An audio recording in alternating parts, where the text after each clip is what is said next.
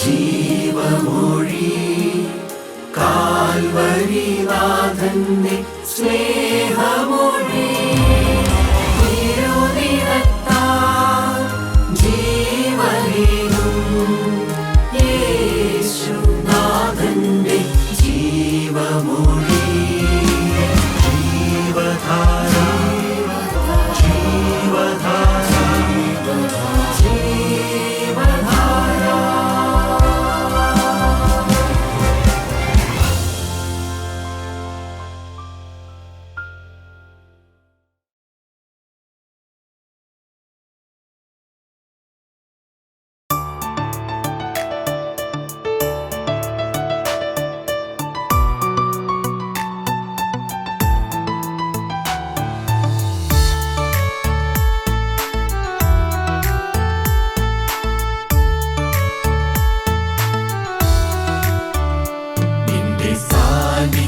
എന്നോട് കൂടിക്കണം, നിന്റെ ബലമുള്ള ഭുജമെന്റെ തുണയാകണം, നിന്റെ വചനമെൻ പാദങ്ങൾക്കു ദീപമാകണം, നിന്റെ ശുദ്ധാത്മാവെന്റെ മേലധികാരം ചെയ്യണം.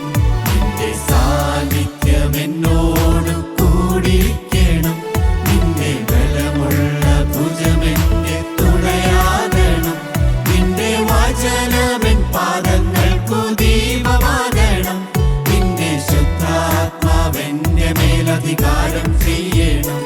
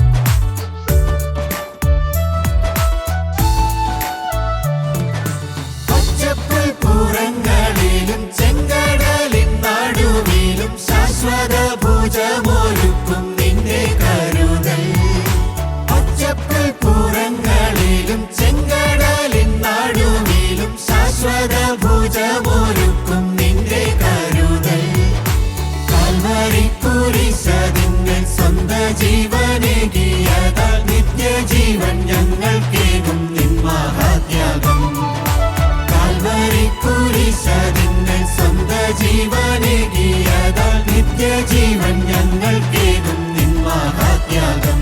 നിന്റെ സാന്നിധ്യം എന്നോട് കൂടിക്കണം, നിന്റെ ബലമുള്ള ഭുജമെന്റെ തുണയാകണം, നിന്റെ വചനമെൻ പാദങ്ങൾക്കു ദീപമാകണം, നിന്റെ ശുദ്ധാത്മാവെന്റെ മേലധികാരം ചെയ്യണം. നിന്റെ സാന്നിധ്യം എന്നോട് കൂടിക്കണം, നിന്റെ ബലമുള്ള ഭുജമെന്റെ തുണയാകണം, നിന്റെ വചനമെൻ പാദങ്ങൾക്കു ദീപമാകണം, നിന്റെ ശുദ്ധാത്മാവെന്റെ മേലധികാരം ചെയ്യണം. ദൈവ തിരുനാമത്തിന് മഹത്വം ഉണ്ടാവട്ടെ. കർത്താവായ യേശു ക്രിസ്തുവിൻ്റെ തിരുവചനത്തിൻ്റെ കീഴിലായിരിക്കാൻ കർത്താവ് നമുക്കൊരവസരം കൂടി തന്നിരിക്കുന്നു. ദൈവത്തെ നമുക്ക് സ്തുതിക്കാം, സ്തോത്രം ചെയ്യാം. യെശയ്യാപ്രവാചകന്റെ പുസ്തകം 66-ാം അധ്യായത്തിൻ്റെ 2-ാമത്തെ വാക്യം പറയുന്നു, എങ്കിലും അരിഷ്ടനും മനസ്സ് തകർന്നവനും എൻ്റെ വചനത്തിങ്കൽ വിറയ്ക്കുന്നവനുമായ മനുഷ്യനെ ഞാൻ കടാക്ഷിക്കുമെന്ന്.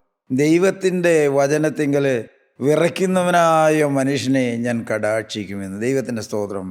നമ്മുടെ അരിഷ്ടത അല്ലെങ്കിൽ നമ്മുടെ ഒന്നുമില്ലായ്മ തിരിച്ചറിഞ്ഞ് ദൈവത്തിൻ്റെ ജീവനുള്ളതും ജീവിപ്പിക്കുന്നതുമായ ശക്തിയേറിയ വചനത്തിൻ്റെ മുമ്പിൽ വിറയലോടും ഭയത്തോടും പ്രിയപ്പെട്ടവരെ ദൈവ സ്നേഹത്തോടും കൂടി നാം ഇരിക്കുന്നെങ്കിൽ ദൈവം പറയുന്നു, അരിഷ്ടനും മനസ്സ് തകർന്നവനും എൻ്റെ വചനത്തിങ്കൽ വിറയ്ക്കുന്നവനുമായ മനുഷ്യനെ ഞാൻ കടാക്ഷിക്കുമെന്ന്. നമുക്കറിയാം, ദൈവത്തിൻ്റെ വചനമാണ് മനുഷ്യനെ രൂപാന്തരപ്പെടുത്തുന്നത്. ദൈവത്തിൻ്റെ വചനമാണ് മനുഷ്യന് മാനസാന്തരം നൽകുന്നത്. ദൈവത്തിൻ്റെ വചനമാണ് മനുഷ്യ ജീവിതത്തിൽ രൂപാന്തരം വരുത്തുകയും പുതിയ അനുഭവങ്ങളിലേക്ക് മനുഷ്യനെ നടത്തുകയും ചെയ്യുന്നത്. ദൈവത്തിൻ്റെ വചനം പഴയ ജീവിതത്തിൽ നിന്ന് മനുഷ്യനെ വേർതിരിച്ച് വേർപെടുത്തി പുതിയ അനുഭവങ്ങളിലേക്ക് കരം പിടിച്ച് നടത്തുന്നതാണ്. തിരുവചനം നാം പഠിക്കുമ്പോൾ അറിയാം, അനേക ഭക്തന്മാർ, ദൈവമക്കള്, ഒരു കാലത്ത് ദൈവത്തെ അറിയാതെ ജീവിച്ചവർ, ദൈവവഴിക്ക് എതിരായി ജീവിച്ചവർ, എന്നാൽ കാലാകാലങ്ങളിൽ ദൈവത്തിൻ്റെ വചനം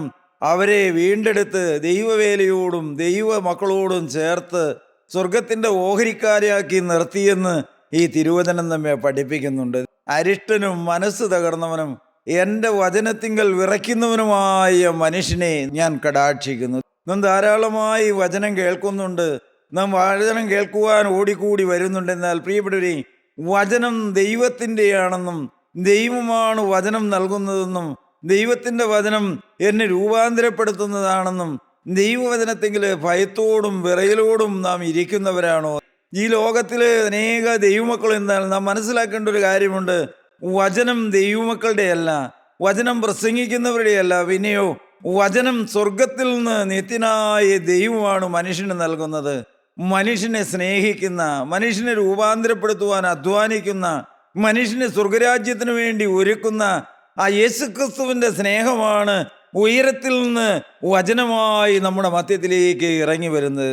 യോഹന്നാന്റെ സുവിശേഷം 1-ാം അധ്യായത്തിൻ്റെ ആദ്യ ഭാഗത്ത് നാം വായിക്കുന്നുണ്ട്, ആദിയിൽ വചനമുണ്ടായിരുന്നു, വചനം ദൈവത്തോടു കൂടെയായിരുന്നു. പ്രിയപ്പെട്ടവരെ, വചനമാകുന്ന കർത്താവ് ഭൂമിയിലേക്ക് ഇറങ്ങി വന്നു എന്ന്. വചനം ആദിയിൽ ഉണ്ടായിരുന്നതാണത്, ദൈവത്തോടു കൂടെയായിരുന്നു. ദൈവമക്കളെ, വചനം ദൈവത്തിൻ്റെയാണ്. പല കൂട്ടായ്മകളിലും ചെല്ലുമ്പോൾ പല ദൈവമക്കളും ഇൻട്രൊഡ്യൂസ് ചെയ്യുമ്പോൾ പറയുന്നൊരു കാര്യമുണ്ട്, ഇന്നയാളുടെ വചനം നമുക്ക് കേൾക്കാം. ദൈവമക്കളെ, ഒരു ദൈവമക്കൾക്കും വചനമില്ല. വചനം നിത്യനായ ദൈവത്തിൻ്റെ പരിശുദ്ധാത്മാവ് സ്വർഗത്തിൽ നിന്ന് പൊഴിച്ചു തരുന്നതാണ്. ആ വചനം മാത്രമേ മനുഷ്യന് പ്രയോജനപ്പെടുകയുള്ളൂ. വചനം യേശുക്രിസ്തുവിൻ്റെതാണ്. വചനം യേശുക്രിസ്തുവാണ്. വചനമാകുന്ന കർത്താവാണ് നമ്മെ രൂപാന്തരപ്പെടുത്തുന്നത്. അരിഷ്ടനും മനസ്സ് തകർന്നവനും എൻ്റെ വചനത്തിങ്കൽ വിറയ്ക്കുന്നവനുമായ മനുഷ്യനെ ഞാൻ കടാക്ഷിക്കുമെന്ന്. ദൈവത്തിൻ്റെ സ്തോത്രം. എബ്രായർക്ക് എഴുതിയ ലേഖനം 4-ാം അധ്യായത്തിൻ്റെ 12-ാമത്തെ വാക്യത്തിൽ നാം വായിക്കുന്നുണ്ട്, എന്താണ് ദൈവവചനമെന്നും അത് എന്താണ് മനുഷ്യനിൽ പ്രവർത്തിക്കുന്നതെന്നും ദൈവവചനത്തിൻ്റെ ശക്തി എന്താണെന്നും അതിന് എന്തെല്ലാം മനുഷ്യനിൽ ക്രിയ ചെയ്യുവാൻ കഴിയുമെന്നും അവിടെ വളരെ വ്യക്തമായിട്ട് രേഖപ്പെടുത്തിയിട്ടുണ്ട്. നമുക്ക് വായിച്ചേക്കാം. ദൈവത്തിൻ്റെ വചനം ജീവനും ചൈതന്യവും ഉള്ളതായി. ദൈവത്തിൻ്റെ വചനത്തെക്കുറിച്ച് അവിടെ പറഞ്ഞിരിക്കുകയാണത് ജീവനുള്ളതാണ്, ചൈതന്യമുള്ളതാണെന്ന്. ദൈവത്തിൻ്റെ വചനം ജീവനും ചൈതന്യമുള്ളതാണ്. പ്രിയപ്പെട്ടവരെ, ജീവനുള്ളതിന് മാത്രമേ മറ്റൊരു ജീവൻ ഉളവാക്കാൻ കഴിയുള്ളൂ. നമുക്കറിയാം. എന്നാൽ ദൈവത്തിൻ്റെ വചനം ഓർപ്പിക്കുകയാണ്, ദൈവത്തിൻ്റെ വചനം ജീവനും ചൈതന്യമുള്ളതാണ്, ചലനാത്മകമായതാണ്, പ്രവർത്തിക്കുന്നതാണ്, ജീവനും ചൈതന്യമുള്ളതായ. വായിച്ചോ. ഇരുവായുത്തരയുള്ള ഏതു വാളിനേക്കാളും മൂർച്ചയേറിയത്. നാം പലപ്പോഴും കണ്ടിട്ടുള്ള ആയുധങ്ങളെല്ലാം ഒരു വശം മാത്രം മൂർച്ചയുള്ളതാണ്. എന്നാൽ പ്രിയപ്പെട്ടവരെ, ഈ ലോകത്തിൽ മനുഷ്യനെ കൊല്ലുവാനും മനുഷ്യനെ വകവരുത്തുവാനുമെല്ലാം നടക്കുന്ന പ്രിയപ്പെട്ടവരെ, പിശാചിൻ്റെ കരങ്ങളിൽ അകപ്പെട്ടു പോയ മനുഷ്യർ ഉപയോഗിക്കുന്നതാണ് ഇരുവായുത്തിലുള്ള വാള്. ലോകപ്രകാരം നോക്കിയാൽ എന്തിനാണ് പ്രിയപ്പെട്ടവരെ ഇരുവായുത്തിലുള്ള വാള്? അതാരും അതിൽ കയറി പിടിക്കുകയില്ല, ആർക്കും അതിനെ തടുക്കാൻ കഴിയില്ല. കാരണം അത് ഇരുവായുത്തിലുള്ള. ദൈവത്തിൻ്റെ വചനം പറയുന്നു, ജീവനും ചൈതന്യമുള്ളതായ ഇരുവായുത്തിലുള്ള ഏത് വാളിനേക്കാൾ ഈ ലോകത്തിൽ നാം കണ്ടിട്ടുള്ള അല്ലെങ്കിൽ നാം ഉപയോഗിച്ചിട്ടുള്ള ഏത് വാളിനേക്കാളും മാരകായുധങ്ങളെക്കാളും മൂർച്ചയുള്ളതാണ് ദൈവത്തിൻ്റെ വചനമെന്നാണ് അവിടെ രേഖപ്പെടുത്തി വച്ചിരിക്കുന്നത്. ജീവനും ചൈതന്യമുള്ളതായ ഇരുവായ്ത്തിലുള്ള ഏത് വാളിനേക്കാളും മൂർച്ചയേറിയതാണ് ദൈവവചനം എന്ന്. പ്രിയപ്പെട്ടവരെ, ദൈവവചനം മുറിക്കുന്നത് പുറമേയുള്ള മനുഷ്യനെയല്ല. ഈ ലോകപ്രകാരമുള്ള ഗുണ്ടകളൊക്കെ ഉപയോഗിക്കുന്ന വാള് മനുഷ്യനെ മുറിക്കുവാനും മനുഷ്യനെ കൊല്ലുവാനും അപായപ്പെടുത്തുവാനും എല്ലാം ഉപയോഗിക്കുന്നതാണ്. എന്നാൽ ദൈവത്തിന്റെ വചനം പറഞ്ഞിരിക്കുന്ന ഈ ഇരുവായത്തിലുള്ള വാള്, പ്രിയപ്പെട്ടവരെ, ഇത് മനുഷ്യനെ കൊല്ലാനല്ല ഉപയോഗിക്കുന്നത്. ഇത് മനുഷ്യന്റെ പുറമേയുള്ള മനുഷ്യനെയല്ല വെട്ടുന്നത്. പിന്നെയോ ഈ വാളിന്റെ പ്രത്യേകത താഴോട്ട് വായിക്കുമ്പോൾ നാം കാണുന്നുണ്ട്. വായിക്കാം. പ്രാണനെയും ആത്മാവിനെയും സന്ധിമജ്ജകളെയും വേർപിടിക്കും വരെ. സ്തോത്രം. പ്രിയപ്പെട്ടവരെ, ഈ വചനം വെട്ടുന്നത് പുറമേയുള്ള മനുഷ്യനെയല്ല, എന്നാൽ അവിടെ രേഖപ്പെടുത്തി വെച്ചിരിക്കുകയാണ്. പ്രാണനെയും ആത്മാവിനെയും സന്ധി മജ്ജകളെയും വേർപിടിക്കും വരെ തുളച്ചു ചെല്ലുന്നതാണ്. ഇത് ആന്തരിക മനുഷ്യന്റെ നിഗൂഢതകളിലേക്ക്, കഴിഞ്ഞകാല ജീവിതത്തിലെ മറഞ്ഞിരിക്കുന്ന ഏടുകളിലേക്ക്, നാം എന്നോ വിസ്മരിക്കപ്പെട്ടു പോയ കഴിഞ്ഞകാല ജീവിതത്തിലേക്ക്, പ്രിയപ്പെട്ടവരെ, നാം വിട്ടുകളഞ്ഞതായ പലതിലേക്കും നമ്മുടെ ഹൃദയത്തിന്റെ ആഴത്തിലേക്ക്, അന്തരാളത്തിലേക്കാണ് ഈ ദൈവവചനമാകുന്ന വാള് വെട്ടുന്നത്. ദൈവത്തിന്റെ വചനം ജീവനും ചൈതന്യമുള്ള ഇരുവായത്തിലുള്ള ഏത് വാളിനേക്കാളും മൂർച്ചയേറിയതും പ്രാണനെയും ആത്മാവിനെയും സന്ധി മജ്ജകളെയും വേർപിടിവിക്കും വരെ തുളച്ചു ചെല്ലുന്നതാകുന്നു. ഈ ദൈവവചനം പ്രവേശിക്കാതെ വണ്ണം ഹൃദയം അടച്ചു വെക്കാൻ മനുഷ്യന് കഴിയുമോ എന്ന് ചോദിച്ചാൽ പലരുടെയും ഹൃദയം അടഞ്ഞിരിക്കുകയാണ്. എന്നാൽ ദൈവമക്കളെ നാം മനസ്സിലാക്കണം, ഉയർത്തെഴുന്നേറ്റവനായ കർത്താവിന് അടഞ്ഞിരിക്കുന്ന വാതിലുകളിലൂടെ അകത്ത് കിടക്കാൻ കഴിയുമായിരുന്നു എന്ന് നാം തിരുവചനത്തിൽ വായിക്കുന്നുണ്ട്. പ്രിയപ്പെട്ട, ദൈവത്തിന്റെ വചനം മനുഷ്യന്റെ ഹൃദയത്തിന്റെ ആഴത്തിലേക്ക് കടന്നു ചെല്ലുന്നതാണ്.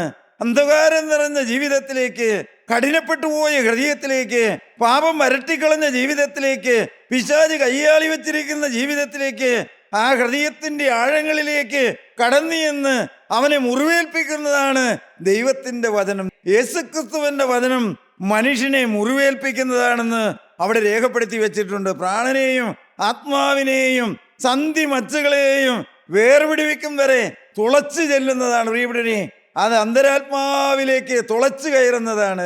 അതാണ് പ്രിയപ്പെട്ടവരെ ദൈവവചനത്തിന്റെ പ്രത്യേകത.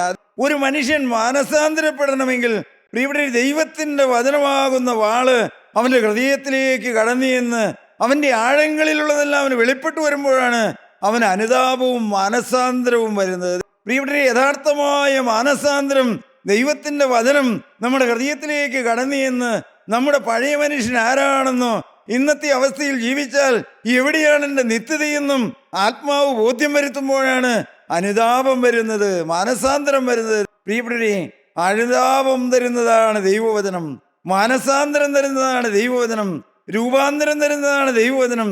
പ്രിയപ്പെട്ടവരെ, നാം പലപ്പോഴും കേട്ട് നല്ല മെസ്സേജായിരുന്നു, അല്ലെങ്കിൽ നല്ല പ്രസംഗമായിരുന്നു എന്നെല്ലാം നാം പലപ്പോഴും വിലയിരുത്തി പോകാറുണ്ട്. എന്നാൽ ദൈവമക്കളെ നാം ചിന്തിച്ചു നോക്കണം, ആ വചനം എൻ്റെ ഹൃദയത്തിലേക്ക് കടന്നു വന്ന് എന്നോടെന്ത് സംസാരിച്ചു, എൻ്റെ ഹൃദയത്തോട് എന്ത് ഇടപെട്ടു, എനിക്കെന്ത് മാറ്റം വന്നു, അല്ലെങ്കിൽ എനിക്ക് എന്ത് മാറ്റം വരണമെന്ന് ആ വചനം എനിക്ക് ബോധ്യം തന്നു എന്ന് നാം ചിന്തിക്കണം. ദൈവമക്കളെ, നാം എല്ലാം ഒരു ചടങ്ങ് പോലെ കൂടി വന്ന് കേട്ടുവിട്ട് കടന്നുപോയത് കൊണ്ട് നമുക്കൊരു പ്രയോജനമില്ല. ദൈവമക്കളെ, വചനം നമ്മുടെ ഹൃദയത്തിലേക്ക് കടക്കുവാനും നമുക്ക് രൂപാന്തരം വരുത്തുവാനും നാം പ്രാർത്ഥിക്കണം. മാനസാന്തരം ഒരിക്കലായിട്ട് കർത്താവ് നമുക്ക് സൗജന്യമായി തരുന്നതാണ്. പ്രിയപ്പെട്ടവരെ, അത് നമ്മുടെ അധ്വാനം കൊണ്ടോ പ്രയത്നം കൊണ്ടോ ഒന്നുമല്ല ലഭിക്കുന്നത്. ഈ ലോകത്തിൽ എത്ര ഭക്തനാണെങ്കിലും എത്ര വിശുദ്ധനാണെങ്കിലും നാം മനസ്സിലാക്കേണ്ട ഒരു കാര്യമുണ്ട് ദൈവമക്കളെ, ഈ മാനസാന്തരം എന്നത് ഒരാൾക്ക് എടുത്തു കൊടുക്കാൻ കഴിയുന്ന കാര്യമല്ല.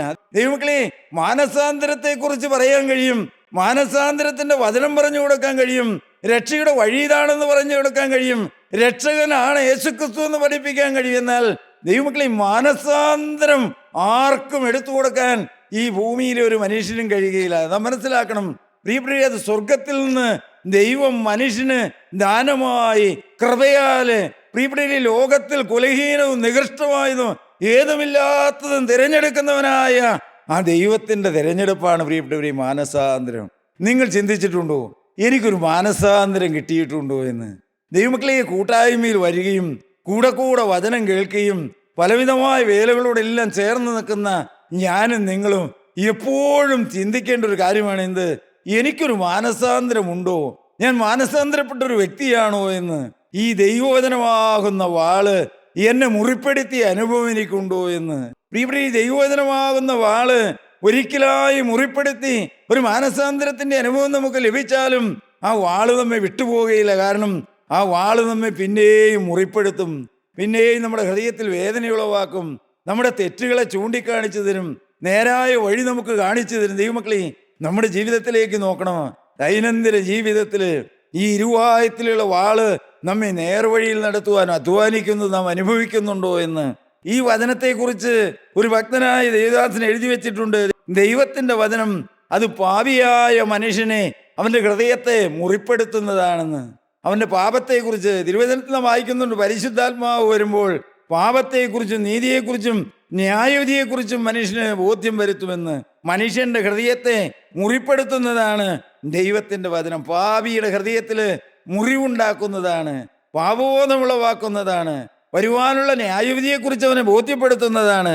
കപടഭക്തനായ മനുഷ്യനെ ആ വചനം കുറ്റം വിധിക്കുന്നു. യഥാർത്ഥമായ വചനത്തിന്റെ കീഴിൽ ഇരിക്കുമ്പോഴാണ് കപടഭക്തിയുള്ള മനുഷ്യന് എൻ്റെ ആത്മീയം ശരിയായതല്ല, ദൈവം പ്രസാദിക്കുന്നതല്ല എന്ന് മനസ്സിലാക്കാൻ കഴിയുന്നത്. കപടഭക്തനെ കുറ്റം വിധിക്കുന്നു. അവിശ്വാസിയായ ഒരു മനുഷ്യൻ ദൈവവചനം കേൾക്കാൻ കടന്നു വന്നിരുന്നാല് പ്രിയപ്പെട്ടവരെ, പരിശുദ്ധാത്മാവന് കഴിഞ്ഞകാല ജീവിതത്തെക്കുറിച്ച് ഭയമുളവാക്കും. കാരണം മകനെ, ഇന്ന് നീ ജീവിക്കുന്ന പോലെ ജീവിച്ചാൽ നരകമാണ് നിന്റെ അവകാശമെന്ന് പരിശുദ്ധാത്മാവ് ബോധ്യം കൊടുക്കുന്നു. വിശ്വാസിയായ ഒരു മനുഷ്യന് ദൈവവചനം കൊടുക്കുന്നത് എന്താണ്? അവന് ശാസനകൾ കൊടുക്കുന്നു, അവന് ശിക്ഷണങ്ങൾ കൊടുക്കുന്നു, അവന്റെ ജീവിതത്തിൽ തിരുത്തൽ വരുവാനുള്ള ആലോചനകളാണ് ഒരു വിശ്വാസിക്ക് ലഭിക്കുന്നത്.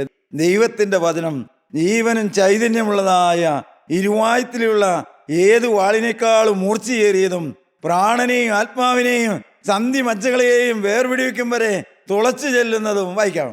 ഹൃദയത്തിലെ ചിന്തനങ്ങളെയും ഭാവങ്ങളെയും വിവേചിക്കുന്നതുമാകുന്നു. അത് ഈ ഭൂമിയിലെ ഒരു മനുഷ്യനും സാധാരണഗതിയിൽ കഴിയുന്ന കാര്യമല്ല. എന്ത്? ഹൃദയത്തിലെ ചിന്തനങ്ങളെ വിവേചിക്കുന്ന, മനുഷ്യന്റെ ഹൃദയത്തിൽ മറഞ്ഞിരിക്കുന്നത്, അവന്റെ രഹസ്യ ജീവിതത്തിൽ ഒളിവായിരിക്കുന്നത്, ലോകത്തിലൊരു മനുഷ്യനും അറിയാതെ അവൻ ജീവിതത്തിൽ വന്നുപോയത്, അവന്റെ ഹൃദയത്തിലെ ആലോചനകളും ചിന്തകളുമെല്ലാം വെളിച്ചത്തേക്ക് കൊണ്ടുവരുവാൻ തക്കവണ്ണം ആഴത്തിലേക്ക് തുളച്ചിറങ്ങി ചെല്ലുന്നതാണ് ദൈവത്തിന്റെ വചനം. പ്രിയപ്പെട്ടവരെ, ഹൃദയങ്ങളെ തുളയ്ക്കുന്നതാണ്, സന്ധി മജ്ജകളെ വേർപിടിവെക്കും വരെ തുളച്ചു ചെല്ലുന്നതാണ് ദൈവത്തിന്റെ വചനം. ദൈവവേദനയിൽ നീ എന്തെങ്കിലും ആ വാളിന്റെ ആ വേദന നീ അനുഭവിച്ചിട്ടുണ്ടോ? കഴിഞ്ഞകാല ജീവിതത്തിൽ വന്നുപോയ ആ പാപങ്ങളിലേക്ക്, പാപജീവിതത്തിലേക്ക്, ക്രിസ്തുവിനെ അറിയാതെ പോയ കാലങ്ങളിലേക്ക് പരിശുദ്ധാത്മാവ് വെളിച്ചം വീശിയ അനുഭവം നിങ്ങൾക്കുണ്ടോ പ്രിയപ്പെട്ടവരെ? ദൈവമക്കളെ, ശരിയായ പരിശുദ്ധാത്മാവിന്റെ വചനത്തിന്റെ കീഴിൽ ഇരിക്കുമ്പോൾ നമുക്ക് പാപബോധം ലഭിക്കും. നമ്മുടെ ഹൃദയത്തിന്റെ ആഴങ്ങളിൽ മറഞ്ഞിരിക്കുന്നത് പരിശുദ്ധാത്മാവ് നമുക്ക് വെളിച്ചത്താക്കി കൊണ്ടുവരും. അതിനെ താഴോട്ട് വായിക്കുമ്പോൾ കാണുന്നുണ്ട്, അവന് മറഞ്ഞിരിക്കുന്ന ഒരു സൃഷ്ടിയുമില്ല. ഇവിടെ നിത്യനായ ദൈവത്തിന് പരിശുദ്ധാത്മാവിന്റെ ദൃഷ്ടിയില് മറഞ്ഞിരിക്കാൻ ഒരു മനുഷ്യനും കഴിയുകയില്ല എന്ന് ദൈവമക്കളെ നാം മനസ്സിലാക്കേണ്ടതാണ്. നമുക്ക് ദൈവമക്കളെ മറഞ്ഞിരിക്കാം, ഭാര്യയെ മറഞ്ഞിരിക്കാം, ഭർത്താവിനെ മറഞ്ഞിരിക്കാം, മാതാപിതാക്കളെ മറഞ്ഞിരിക്കാം, മക്കളുടെ മുമ്പിൽ നമുക്ക് മറഞ്ഞിരിക്കാം, നമ്മുടെ സ്വന്തക്കാരുടെയും ബന്ധക്കാരുടെയും മുമ്പിൽ നമുക്ക് മറഞ്ഞിരിക്കാം. എന്ന് ദൈവത്തിന്റെ വചനം പറയുകയാണ്, അവന്, പരിശുദ്ധാത്മാവിന്, ദൈവത്തിന് മറഞ്ഞിരിക്കുന്ന ഒരു സൃഷ്ടിയുമില്ല. ദൈവമക്കളെ നാം മനസ്സിലാക്കണം, നമ്മുടെ രഹസ്യങ്ങളൊന്നും മറഞ്ഞിരിക്കുന്നില്ല. പരിശുദ്ധാത്മാവിന് ദൈവത്തിന്റെ മുമ്പില് എല്ലാം നഗ്നവും മലർന്നതുമായിട്ടിരിക്കുകയാണ്. എന്റെ സഹോദരി സഹോദരന്മാരെ, യൗവനക്കാരികളെ, നിങ്ങളുടെ രഹസ്യങ്ങളൊന്നും മറഞ്ഞിരിക്കുന്നുവെങ്കിൽ മനുഷ്യന് മാത്രമേ മറഞ്ഞിരിക്കുന്നുള്ളൂ. പരിശുദ്ധാത്മാവിന്റെ മുമ്പില്, ദൈവവചനത്തിന്റെ മുമ്പില്, ദൈവസ്നേഹത്തിന്റെ മുമ്പില്, ദൈവത്തിലെ നീ ഓർത്തുകൊള്ളുക, എല്ലാം നഗ്നവും മലർന്നതുമായിരിക്കുകയാണെന്ന്. ദൈവമക്കളെ, നിങ്ങളൊന്ന് ചിന്തിച്ചു നോക്കി. നമ്മുടെ രഹസ്യങ്ങളും നമ്മുടെ കഴിഞ്ഞ കാല ജീവിതത്തിൽ വന്നുപോയ വീഴ്ചകളുമെല്ലാം ഒരു ഭിത്തിയിൽ വെളിപ്പെട്ടു വന്നാൽ ദൈവമക്കളെ, നമുക്ക് ആ സദസ്സിൽ ഇരിക്കാൻ കഴിയുമോ? നമുക്ക് ആ സദസ്സിൽ ഇരിക്കുന്ന ആരുടെയെങ്കിലും മുഖത്ത് നോക്കാൻ കഴിയുമോ? ലജ്ജയോടെ നാം എഴുന്നേറ്റ് പോകുകയില്ലേ പ്രിയപ്പെട്ടവരെ? എന്നാൽ പരിശുദ്ധാത്മാവ് പറയുകയാണ്, അവന് മറഞ്ഞിരിക്കുന്ന ഒരു സൃഷ്ടിയുമില്ല എന്ന്. എല്ലാം അവന്റെ മുമ്പിൽ നഗ്നവും മലർന്നതുമായി കിടക്കുന്നു. പ്രിയപ്പെട്ടവരെ, നമ്മുടെ രഹസ്യങ്ങളെല്ലാം അറിയുന്നവനാണ് ദൈവം. നമ്മുടെ പാവാവസ്ഥകളെല്ലാം എഴുതി വെച്ചിട്ടുള്ളവനാണ് ദൈവം. അനേക ദൈവമക്കൾ ചിന്തിക്കും, അപ്പോൾ ദൈവം ഒരു കഠിനനല്ലേ, ക്രൂരനല്ലേ, എൻ്റെ കുറവുകളെല്ലാം രേഖപ്പെടുത്തി വെച്ചിരിക്കുന്ന എന്നെ ശിക്ഷിക്കുന്ന ദൈവം. ദൈവമക്കളെ, അതൊരു വശം മാത്രമാണ്. എന്നാൽ നാം മനസ്സിലാക്കണോ, ദൈവത്തിന്റെ സ്നേഹം ഏത് പാപിയെയും രക്ഷകന്റെ അരികിലേക്ക്, കുരിശിന്റെ അരികിലേക്ക്, ജീവന്റെ വചനത്തിന്റെ അരികിലേക്ക്, സ്വർഗരാജ്യത്തിന്റെ ഓഹരിക്കാരാകുവാൻ മാടി വിളിച്ചുകൊണ്ടിരുന്നു. ദൈവമക്കളെ, നാം കാലങ്ങളായി കേൾക്കുന്ന ഈ ജീവന്റെ വചനം നമ്മെ കുരിശോട് അടുപ്പിക്കുന്നതാണ്, നമ്മെ പാപത്തിൽ നിന്ന് വേർപിടിവിക്കുന്നതാണ്, നമ്മെ മാനസാന്തരത്തിലേക്ക് നടത്തുന്നതാണ്, നമുക്ക് അനുതാപം തരുന്നതാണ്, നമുക്ക് പാപക്ഷമ തരുന്നതാണ്. ദൈവമക്കളെ, അനേകർക്കും മനസ്സിലാകാത്തൊരു മർമ്മമാണ് എന്ത്? യേശു പാപം ക്ഷമിക്കുന്നവനാണെന്ന്, യേശു മനുഷ്യനെ സ്നേഹിക്കുന്നവനാണെന്ന്. പ്രിയപ്പെട്ടവരെ, യേശുക്രിസ്തുവിനെ ക്ഷമിക്കാൻ കഴിയാത്ത, കഴുകാൻ കഴിയാത്ത ഒരു പാപം ചെയ്തവർ ഈ ലോകത്തിലില്ല എന്ന് തിരുവചനം നമ്മെ പഠിപ്പിക്കുന്നുണ്ട്. അപ്പോസ്തലനായ യോഹന്നാൻ പറയും, അവന്റെ പുത്രനായ യേശുവിന്റെ രക്തം സകല പാപവും പോക്കി നമ്മെ ശുദ്ധീകരിക്കും. ദൈവമക്കളെ, ആ ഉറപ്പ് നമുക്ക് കിട്ടിയിട്ടുണ്ടോ? ദൈവമക്കളെ, ഇതെങ്ങനെ ഉറപ്പ് കിട്ടും? അത് വിശ്വാസമാണ് പ്രിയപ്പെട്ടവരെ, അത് വിശ്വാസത്താലാണ് ലഭിക്കുന്നത്. ക്രിസ്തീയ ജീവിതം വിശ്വാസ ജീവിതമാണ് പ്രിയപ്പെട്ടവരെ. വിശ്വാസത്താലുള്ള രക്ഷ നാം അനുഭവിച്ചു കഴിയുമ്പോൾ നമ്മുടെ ഹൃദയത്തിൽ അതെല്ലാം അനുഭവമായി മാറും. പ്രിയപ്പെട്ടവരെ, പാപക്ഷമ കിട്ടിയോ എന്ന്, എൻ്റെ പാപം ക്ഷമിച്ചു കിട്ടിയോ എന്ന്, എൻ്റെ കഴിഞ്ഞ കാലങ്ങളെല്ലാം കഴുകി കിട്ടിയോ എന്ന്. ദൈവമക്കളെ, ഞാൻ പറയട്ടെ, അനേകർക്കും സന്തോഷം വരാത്തത്, ഒരു പ്രത്യാശ വരാത്തത്, കഴിഞ്ഞകാല ജീവിതത്തിൻ്റെ ഏടുകളെല്ലാം ക്ഷമിച്ചു കിട്ടിയെന്നുള്ള ആ ഉറപ്പ് ലഭിക്കാത്തതുകൊണ്ട്. ദൈവമക്കളെ, ആ ഉറപ്പ് ലഭിച്ചെങ്കിൽ മാത്രമേ നമുക്ക് സന്തോഷിക്കാൻ കഴിയുള്ളൂ, ദൈവവചനത്തിൽ സന്തോഷിക്കാൻ കഴിയുള്ളൂ. പരിശുദ്ധാത്മാവ് വ്യാപരിക്കുന്ന രംഗത്തിരിക്കുമ്പോൾ നമ്മുടെ ഹൃദയം കത്തി ജ്വലിക്കണമെങ്കിൽ നമ്മുടെ ഉള്ളിൽ നന്ദി വേണം. ദൈവമക്കളെ, നന്ദി. എൻ്റെ കഴിഞ്ഞ കാലങ്ങളെല്ലാം ക്ഷമിച്ചു തന്ന, എന്നെ കഴുകിയ, എന്നെ വീണ്ടെടുത്ത, എനിക്കൊരു മാനസാന്തരം തന്ന, എനിക്ക് പാപത്തിൻ്റെ മേൽ ജയം തന്ന, പാപം കൂടാതെ ജീവിക്കണമെന്നുള്ള ഒരു നിഷ്ഠ എനിക്ക് തന്ന ആ യേശുക്രിസ്തുവിനോടുള്ള നന്ദി. ദൈവമക്കളെ, ഈ ലോകത്തിൽ പാപത്തിൻ്റെ വഴികളിലും അന്ധകാരത്തിൻ്റെ മറുവിടങ്ങളിലും എല്ലാം ജീവിച്ചൊരു മനുഷ്യനാണ് ഞാൻ. എൻ്റെ 34 വയസ്സ് വരെ ഇതൊക്കെ എനിക്ക് അപ്രാപ്യമായ കാര്യങ്ങളാലും അല്ലെങ്കിൽ ഞാൻ ഒരിക്കലും ആഗ്രഹിച്ചതല്ല. എന്നാൽ ദൈവമക്കളെ, അവിചാരിതമായി ഒരു കൺവെൻഷൻ പന്തലിൽ ഞാൻ വെറുതെ പോയിരുന്നതാണെന്നാൽ അന്ന് രാത്രി യേശുക്രിസ്തു എൻ്റെ ഹൃദയത്തിലേക്ക് എഴുന്നള്ളി വന്നു എന്ന് ഞാൻ പറയും. എൻ്റെ ദൈവത്തിന് സ്തോത്രം. ദൈവമക്കളെ, അന്ന് രാത്രി നസറായനായ യേശു എൻ്റെ ചങ്കിലേക്ക് നടന്നു കയറി വന്നു എന്ന്. 34 വയസ്സുവരെ സമാധാനം എന്തെന്ന് ഞാൻ അനുഭവിച്ചിട്ടില്ല. എന്നാൽ ഞാൻ പറയും ദൈവമക്കളെ, അന്ന് രാത്രി ശാശ്വത സമാധാനം കൊണ്ട് എൻ്റെ ഹൃദയം നിറഞ്ഞ രാത്രിയായിരുന്നു. എൻ്റെ പാപത്തെ ഓർത്ത് ഞാൻ ഓലോലക്കരഞ്ഞ രാത്രിയായിരുന്നു അന്ന്. പാപം എനിക്ക് വേണ്ട എന്ന് തീരുമാനമെടുക്കാൻ എനിക്ക് കൃപ കിട്ടിയൊരു രാത്രിയായിരുന്നു. പാപം കൂടാതെ ജീവിക്കാൻ എനിക്ക് കൃപ തന്നാണെന്ന് രാത്രി എൻ്റെ കർത്താവ് വിട്ടത്. എൻ്റെ 34 വയസ്സ് വരെ പരിശീലിച്ചതും പ്രിയപ്പെട്ടവരെ ജീവിച്ചതുപോയതുമായ എല്ലാ സാഹചര്യങ്ങളിൽ നിന്നും എന്നെ കർത്താവ് ഒന്ന് വിടുവിച്ചു എന്ന് ഞാൻ പറയും. ദൈവമക്കളെ, എൻ്റെ കൂട്ടുകാരെയൊക്കെ ഞാൻ പിന്നെ കാണാറുണ്ട്. ഞാൻ പോയ കഴിഞ്ഞകാല വഴികളൊക്കെ പലപ്പോഴും ഞാൻ കണ്ടിട്ടുണ്ടെന്നാൽ ഞാൻ നിങ്ങളോട് പറയട്ടെ, അതൊന്നും പിന്നെ എൻ്റെ അടുക്കലേക്ക് വരാതെ, എന്നെ തൊടാതെ, അവരുടെ അടുക്കലേക്കും എൻ്റെ ഹൃദയം പോകാതെ എന്നെ കാത്തൊരു ദൈവമുണ്ട് പ്രിയപ്പെട്ടവരെ. അത് എങ്ങനെ സാധിച്ചു എന്ന് ചോദിച്ചാൽ ഞാൻ പറയും ദൈവമക്കളെ, ഞാൻ മാനസാന്തരപ്പെട്ട പിറ്റേ ദിവസം മുതൽ ഞാൻ കൂട്ടായ്മയിൽ വരാൻ തുടങ്ങി. നിരന്തരം ഞാൻ വചനം കേൾക്കാൻ തുടങ്ങി. പ്രിയപ്പെട്ടവരെ, ഞാൻ മുട്ടുമടക്കി പ്രാർത്ഥിക്കാൻ തുടങ്ങി. യേശുക്രിസ്തുവിൻ്റെ വചനം 34 വയസ്സിൽ വായിച്ചിട്ടില്ലാത്ത എനിക്ക് വചനം വായിക്കാൻ ഒരു ആശ കിട്ടി. ദൈവമക്കളെ, ദൈവവചനം കേൾക്കാനുള്ള ദാഹം എനിക്ക് കർത്താവ് തന്നു. ദൈവമക്കളെ, ഞാൻ പറയട്ടെ, പരിശുദ്ധാത്മാവ് വ്യാപരിക്കുന്ന കൂട്ടായ്മയോടും ദൈവമക്കളോടും യേശുക്രിസ്തുവിനോടും ചേർന്ന് നിന്നതുകൊണ്ട് എനിക്ക് പാപത്തിൻ്റെ മേൽ അവൻ വിടുതൽ തന്നു. എൻ്റെ വ്യക്തിപരമായ ജീവിതത്തിൽ ഞാൻ അനുഭവിച്ചു ദൈവമക്കളെ ദൈവത്തിൻ്റെ വചനത്തിൻ്റെ ശക്തി. എൻ്റെ അന്ധകാരം നിറഞ്ഞ കാര്യം പാറ പോലിരുന്ന കല്ലുപോലിരുന്ന എൻ്റെ ഹൃദയം ഒന്ന് രാത്രി ദൈവവചനം തകർത്തു.